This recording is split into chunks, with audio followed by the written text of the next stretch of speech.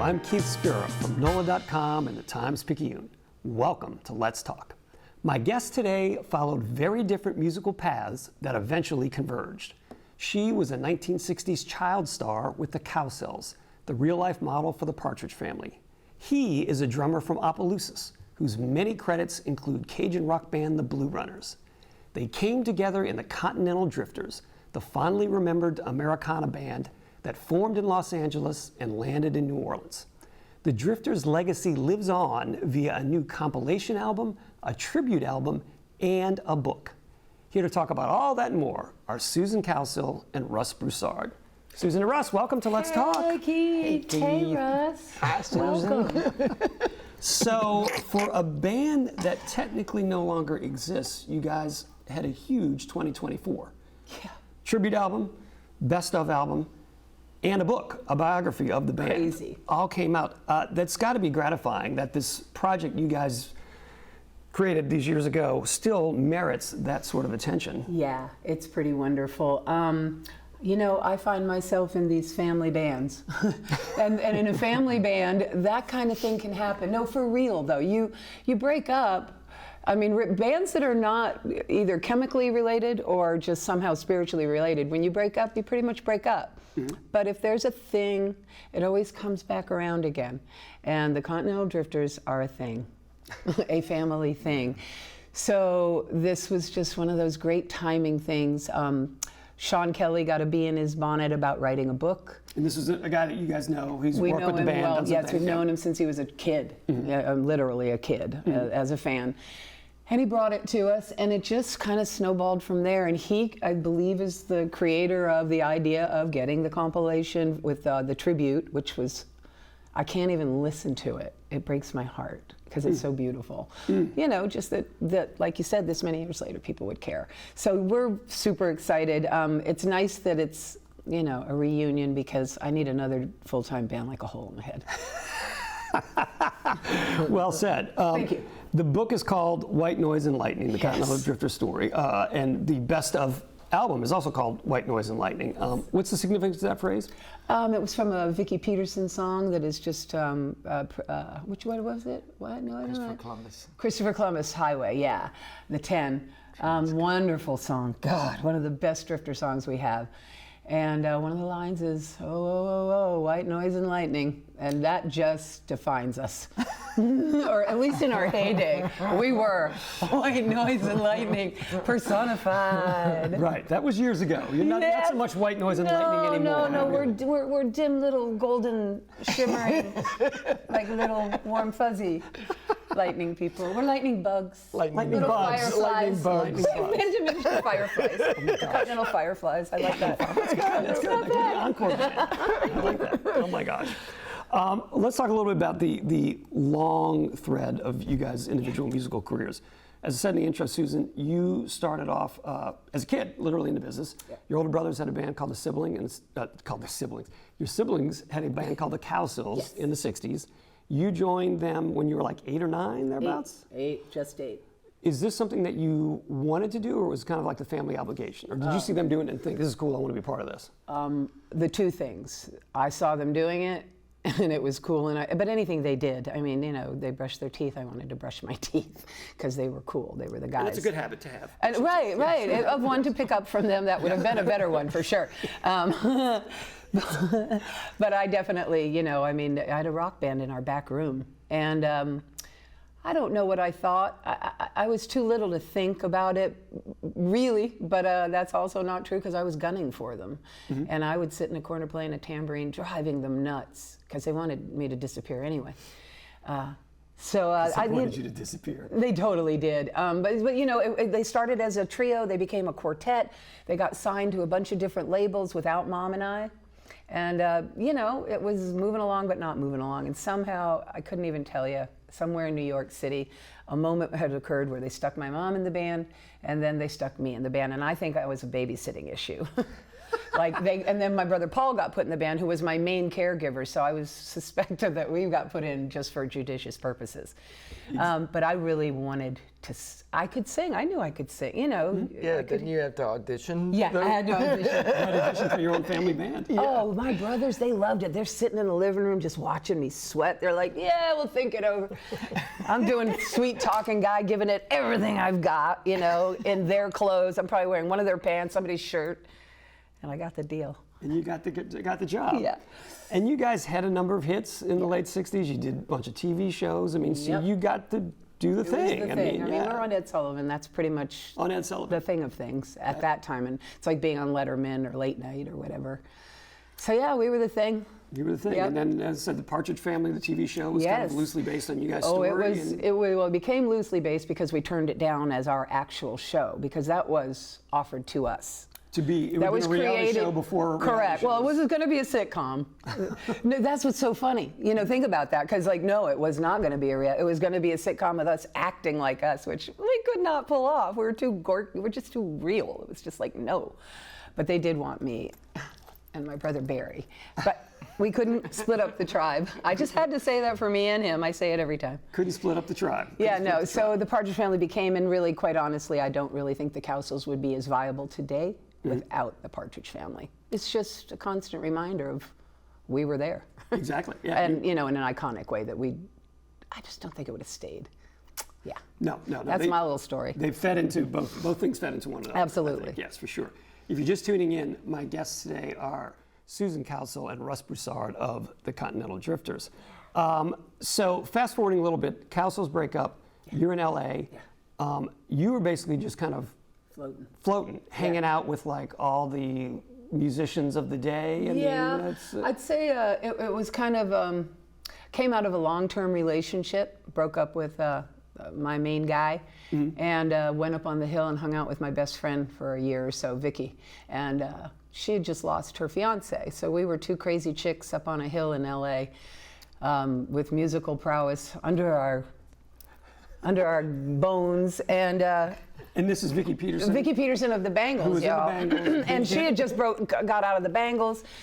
And then Bobby died, and then Dwight and me, and so we were those chicks. And my brother Barry, excuse me, brought Peter Holsapple to a Cowsill show in Los Angeles one day. And we met, and from that point on, he was gunning for me musically for sure. And we started doing project after project. I'm finding myself in studios. I'm sorry, what was your name again? Mr. Holsapple, right. But really, it was the beautiful inception of what was to become the Continental Drifters, whereupon the Drifters were already functioning in LA with Carlo Nuccio and Ray Ganeshow. Both of whom are from New Orleans. They are. And ended up in LA. Correct. And they brought their Continental Drifters there and hooked up with Mark Walton, who was from LA, Danny Magoo, who was from LA, Robert Mache is from another planet, because I don't exactly know the exact origins at this moment, and I have before. And then, so then Holsapple, it's crazy. Somehow Holsapple knew Nuccio. Somehow Vicky and I ended up at Raji's one night, dressed to the nines, and we were going to go see the band that Peter was hanging out with. But then somehow Peter ended up in the band, and then lo and behold, so did me and Vic. And thus the Continental Drifters were up and running. Up and running. So wait, Russ, while she was hanging out in LA and doing all those sorts of things, you came out of Opelousas, played with a whole bunch of bands, a bunch of Cajun bands, Blue Runners, so you were playing that kind of, I don't know, Cajun punk rock might be a little strong, but it kind of was. I mean, well, Blue Runners, I don't know, I always thought it was as if Clifton Chenier was backed by the Rolling Stones. Oh, I like that. That's good. That's how the song sounded to me, and that's how we sort of approached them. But when Drifters were just starting, I was still playing with Terrence Simeon. Wait, you weren't with the Blue Runners? Remember we met at the party? Yeah, but that was when y'all moved. Wow, it's a long life we're having, honey. I know. Really super long. So okay. Yeah, like 3 years with Terrence Simeon, and then left Terrence to join the Blue Runners. We made the album Chateau Chuck. Going into the studio to record that, I met Peter Holsapple and Barry Cowsill, the first Cowsill I met, because they were coming out. So that was their last day, and so I was allowed to come in and set up drums. They were doing rough mixing. Right. Who knew? And that's how your association with the Cowsill clan began. So. Who knew that either? Yeah, and Barry and Peter and I started playing. We played some shows with Barry, you know. Oh my gosh. Isn't that crazy? Oh, in fact, Louisiana Music Factory. There's 2 clips. It's No, not who Factory. It was. What was that? Louisiana Jukebox. Louisiana Jukebox, the With, TV show, right? Yeah. With Nikki Reyes and. Oh my gosh, have you played Yeah, with those guys? yeah. So it's the the 3 of three of us, and God, I look like I'm 9. But right around there, how did we get you? Oh yeah, Carlo. Okay, no, you did this, yeah. The band eventually relocated to New Orleans. That's right. Carlo Nuccio, the founding That's drummer. right. No, you were asking what he was up to. Right. Yeah, We'll circle on how you got Yeah. the Drifters. Carlo, founding drummer, had a lot of no secret substance abuse issues and Hell, all yeah. kinds of problems. Yeah. So after the first Drifters album, which was very warmly received, I mean, you guys had a great reputation. Yes. Everyone very excited about the band. Carlo leaves. Enter Russ Enter Broussard. Russ Broussard, Did you, because you knew him, did you suggest him for the band? Or how? Oh heck no! And knew him. Met a guy at one of the Monkey Hill parties with Vic and Monkey Hill is a management that / record company. Blue Runners Yeah. and the Continental Drifters Were on. managed and record companied So by. we were doing shows together. Yeah. They were pairing us together, like. Right. to- So yeah, it was, and which was really cool. I mean, Vic and I thought it was so exciting to be in a brand new band, and then with these like wow Cajun rock kids, and we're just like, where are we? We were in the best movie ever. We really were. Well, so Russ, stepping in then into Carlo Nuccio's shoes. Yeah. I mean, Big. I mean, he had his own very distinctive style of Yeah, drumming, for and you were sure. coming from, like I said, the kind of Cajun Southwest Louisiana vibe. Yeah. Do you feel like you kind of brought your own flavor to the band then when you came in, or were you trying to fit into what was already there?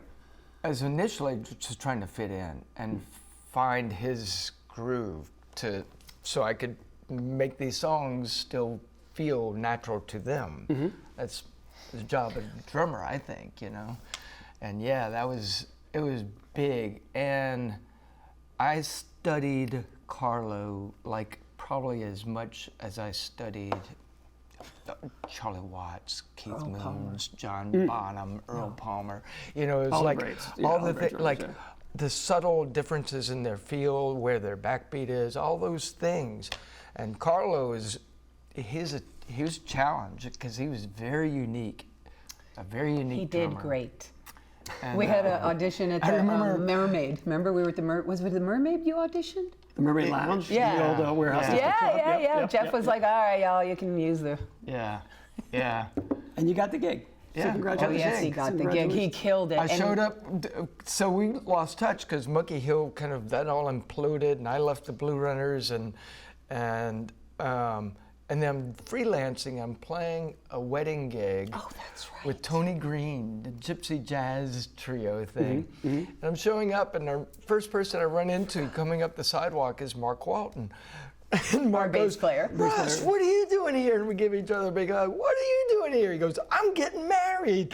I'm like, I'm playing your wedding. Oh, you realize it was a wedding. Oh, that's great. I think I played 3 songs that night because I was just hanging out with them the whole night. Russ was a perfect fit personally, and what he brought, like I remember that day because he brought rock in a very different way. He was getting all the Carlo things where he needed it, but there was something else going on that was quite refreshing, I think is a word that was used. Well, good for him. Refreshing. Refreshing. Yeah. If you're just tuning in, Long hours, that's a good thing. my guests today are Russ Broussard and Susan Cowsill from the Continental Drifters. I love it. So there's a book about the history of the band Yes. that's come out, White Noise and Lightning by Sean Kelly. There was, I guess, a lot of drama in the band over the years. You guys are often compared to the Fleetwood Mac in the Yes. sense that you had They not have only way more money than us. Though, way more Keith. money, yes, Okay, way just more wanna money. Clear that up. But the correlations, multiple singers, Yes. both men and women Supergroup, singing lead, yes. all folks that had other musical histories, and also some interpersonal connections within the band. Absolutely. Susan, you were married to Peter Hosapple for a while, had a child with him. You guys broke up, and then you and Russ got together. Yes. So, and you and Russ have been married now for how many years? 21? 21 But we've years. been together 23, but we've known each other and been besties for 31. For 31. Yeah. So to be in a band Yes. with your ex-husband and Yes. your current. Yes. Everyone had to, I guess, be grown-ups in that kind of situation. Absolutely, and it was a very brief time. As intense as it was, that crossover moment was very brief. And I think what we realized while trying to do that, it wasn't a good time to try and do that. It was best to go and, address our personal lives and heal from whatever was going to go on. And we did. We went to our collective corners. And Hiatus, if you will. hiatus, and those who know, so there's no need to, and it's all out there. And we are the beautiful evolution of humans who chose to remain teachable and lean in to the good, because there was so much of it. And yeah, a lot of work, a lot of growth. And it's wonderful. I'm the luckiest girl in the world because I get to keep my first husband and my last. And Peter picked that phrase because I introduced both of them at a Mardi Gras. And I'm like, this woman, none of us even knew her. And I'm like, yeah, this is my ex-husband, this is my current husband. And Peter looks at Russ, he goes, I don't like the sounds of this, and you don't look good. You're current, which that's movable. So Peter goes, may I please give us new names? And I said, by all means, give yourselves new names. And he goes, I like to think of us as the first and the last. The first and the last. And we took husbands a of Susan beautiful Cowsill. photo at that moment. We're still best They're friends. besties. I mean, it's how it. He just came down to New Orleans to do a show with us. Yeah, we did that's REM October. recently. We did I think the REM. You covered the REM. A bunch yeah, of REM. we did. It jazz, was yeah. great. The historic, the message is that you don't just try not to shut down and give up on anything. On anything, go through your process, but realize that, God, old age waits for you, and it laughs at all the drama you went through. It does. It's just, oh, weren't you precious? All that stress. It's just, I really, look, I can sit here at this TikTok time and say such things. And I'm grateful for that, because if we weren't here, we wouldn't have had the opportunities that we're having. So. That's right. That's right. No, the wisdom comes with age. So, Or not. or not. That's Or the not. dealio. That's right. That's right. So That's right. them drifters, man, they's always super smart. Always. They Always made the right, always made the right decision. we always eventually made the right Eventually decision. made the right I think we decision. continue down that very positive path. And we all still love playing together. It's such like a we keep crazy doing these thing. reunion shows when offered. The very same thing happens every time we hit the dirt.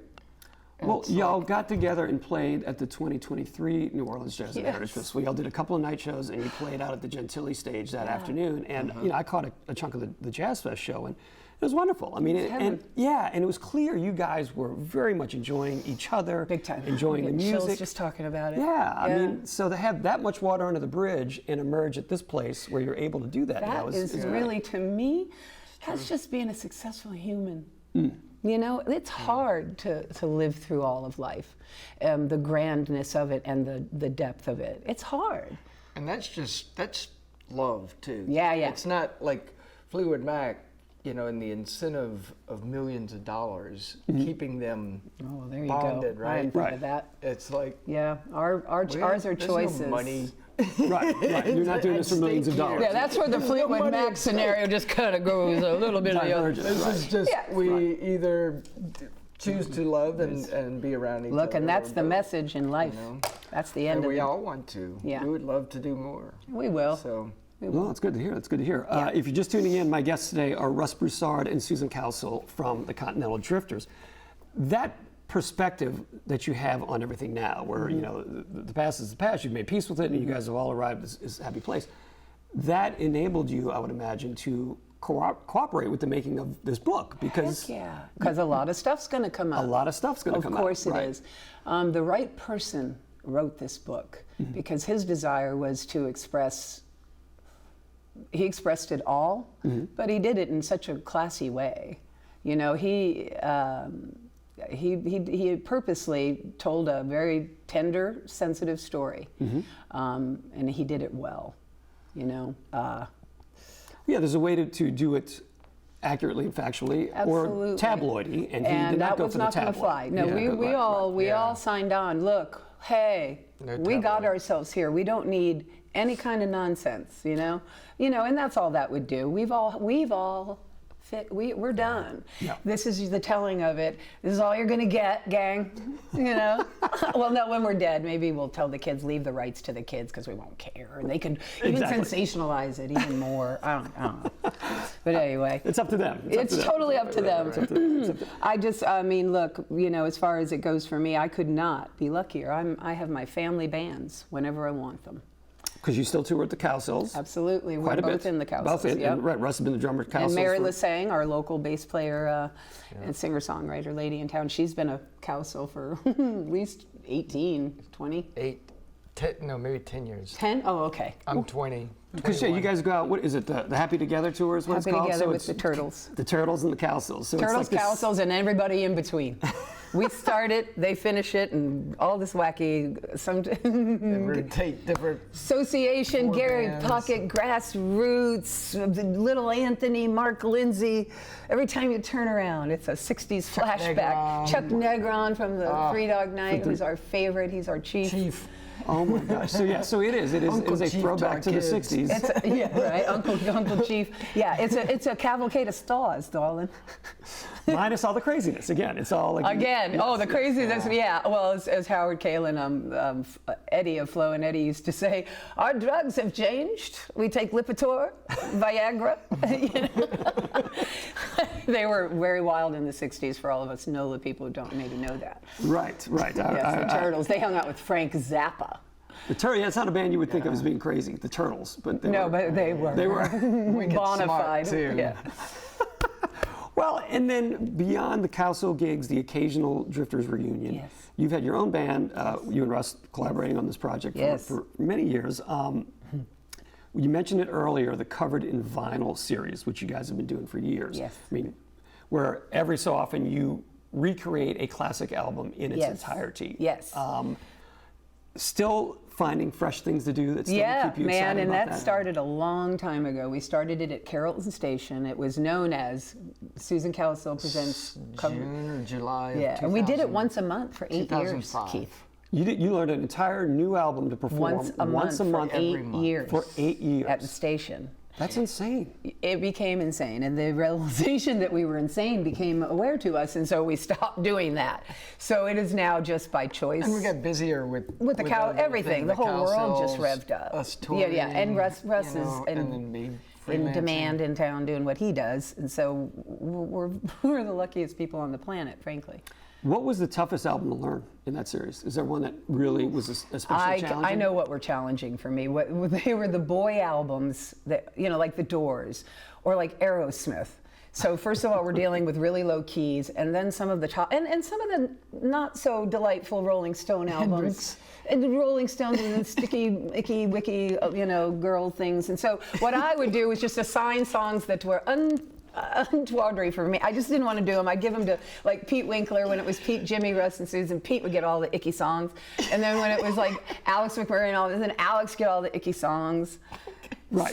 Yeah. Songs that you weren't comfortable with. I'm not talking about. Yes, right, exactly. Because I didn't know, and then I'm learning. I'm like, I'm not singing this. No. But we have brought it back, and we really are excited. Now, can I maybe just say this, that we're going to be playing, hopefully doing a lot of them at the Broadside now. Okay, the outdoor venue on North Broad Street. And we're excited about it. We're serial family people in home. Yeah, we You are. know, We're it's very.